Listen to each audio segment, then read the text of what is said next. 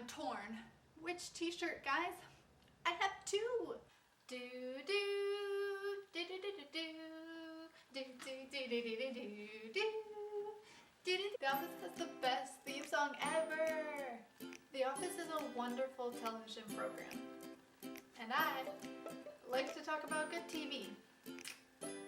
So without further ado, here we go. Michael Scott. He is the regional manager of Dunder Mifflin Paper Company. He's the boss. He shouldn't be the boss. Straight up. Then there's Dwight.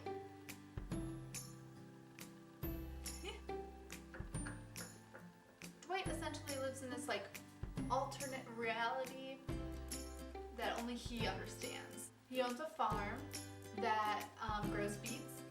Shroot Farm Beets. He's also assistant to the regional manager and then promoted to assistant regional manager. He's real good at what he does, but he's also a crazy person. But again, lovable. Or at least Angela thinks so. Boom, boom. Jim is John Krasinski, my number one. He likes to play pranks on Dwight with Pam, the receptionist. He's secretly in love with Pam, but Pam's engaged to Roy. She's the greatest. She should be with Jim. The other main character is Ryan. He's known as the kid and the hot one. In the beginning, Ryan's like a really cool dude. Later, things get weird. Then there's Phyllis, who wears perfume that smells bad, and she works across from Stanley. Stanley's just counting down the days until he retires, or counting down the days till free pretzel day. Then there's accounting, Oscar Martinez, Angela Martin, and Kevin. One time, Kevin just brings in this giant trough of homemade chili and spills it all over himself. Oscar's gay. Michael outs him. Cringeworthy humor. Angela is a super tightly wound, conservative human. She has cats.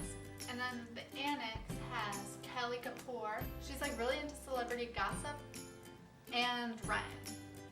Those are her two interests. Also in the annex is Toby. He's a perfectly fine human, but Michael irrationally hates him. But season 1 is the most awkward. There's a lot of pauses. Season 1 is super short. It just introduces the characters. They play a basketball game. The Dunder Mifflin corporate people are we need to downsize. We're losing all sorts of money. And Michael is just no. Season 2 is awesome. Pam and Roy are engaged, but they've been engaged for many years, so are they really engaged? The answer is yes, they are. But there's a booze cruise. Roy tells Pam he wants to set a date for the wedding. Michael puts on an award show for The Office every year. Pam gets drunk and she actually ends up kissing Jim. As a viewer, I was it's the first Pam and Jim kiss, and it's everything. Michael's boss is Jan. Jan's a really put together corporate lady at first. And then one night, Jan and Michael sleep together. Pam learns that Dwight and Angela.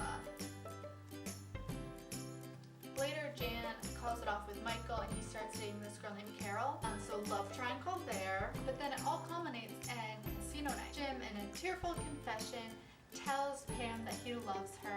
But Pam says, I can't. And he has a single tear that rolls down his cheek. But then Jim comes in and kisses Pam. And then it just cuts. And we have to wait 3 months. Jim transfers to a different branch. He meets a slew of other people, but the only two really important ones are Andy, an ex-a-cappella singer with anger management problems, and Karen. He eventually dates Karen, but back in Dunder Mifflin, Pam called off her engagement to Roy. Dunder Mifflin isn't doing too hot, and so they have to close down a branch. So Jim comes back. So then Michael goes to Jamaica, and we find out that he went there with Jan. It's a very toxic relationship, but then she gets a boob job, and he's like, let's date. Meanwhile, Jan is now, what's the word? Very unprofessional. She gets fired. Corporate is interviewing people, and you think, oh, Jim's gonna get it. But then you see him interview, and then he thinks about Pam, and then you see him breaking up with Karen and driving back. Pam is doing a talking head interview, and then you see Jim come into the room and ask her on a date. She gets all teary-eyed and just smiles so big and says yes. I cry. It's a perfect moment of TV. The tag of the episode is Ryan previously the kid/temp accepting the corporate position. Season 4 is tragically cut short because of the writer's strike. You find out that Pam and Jim are together. Unfortunately, Michael and Jan are also still together. They do a charity run because Michael hits Meredith. I didn't talk about Meredith in the beginning.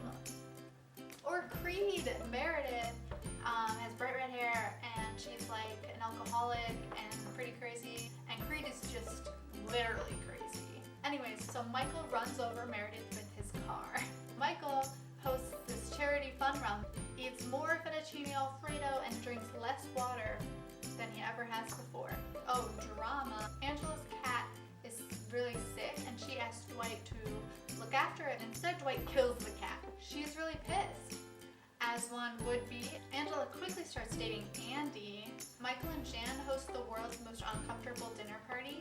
Things go poorly and they break up. Ryan launches a website and makes everybody get blackberries. He's also like doing a lot of drugs, doing a lot of partying, doing a lot of business fraud. Toby retires. Michael is real excited. Andy proposes to Angela.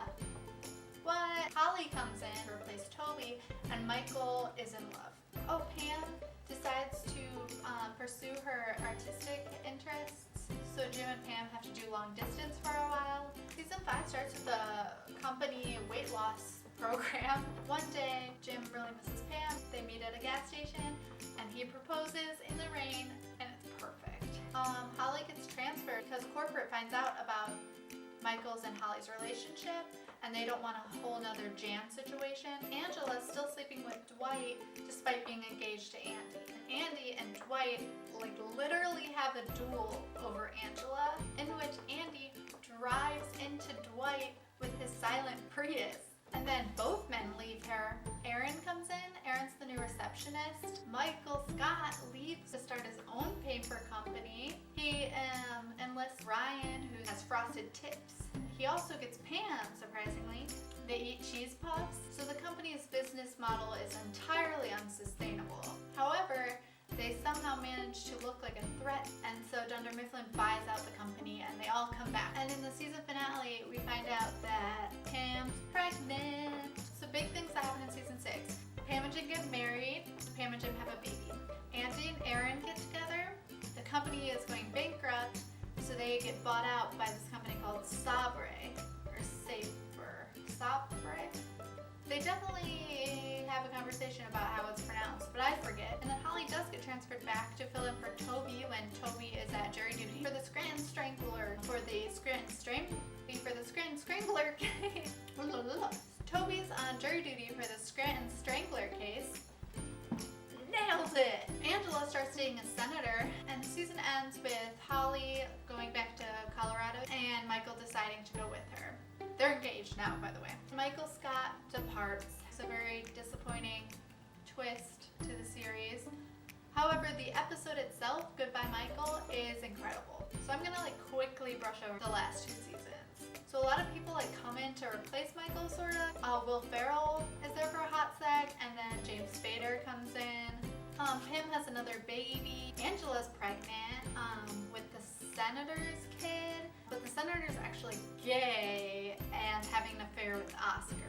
Angela has to deal with her lingering attraction to Dwight, who eventually is made manager. Jim gets offered a position in Philadelphia, and it really hurts Pam and Jim's relationship, which is such a smart move. They kind of tear him apart a bit, so we get reinvested, and then we can be really happy when they get together in the end.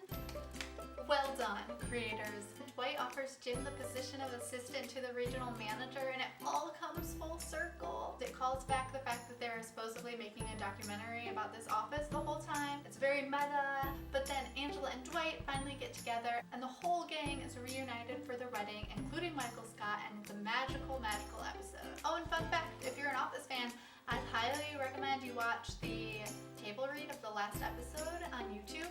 It's like an hour and a half. It'll make you cry, it'll make you laugh, and it's got a ton of new material because Michael coming back was actually a surprise for the cast, so they wrote an entirely different finale and an entirely different end, so you have a whole bunch of new jokes. You should really watch it. But you should also just watch the real finale because Michael Scott. But if you're gonna watch that, you might as well watch the previous 9 seasons so that it makes sense, you know, context. Or just watch the whole thing. All Stanley wants to do is retire. But he's gotta make those dollar bills, y'all. What do Meredith and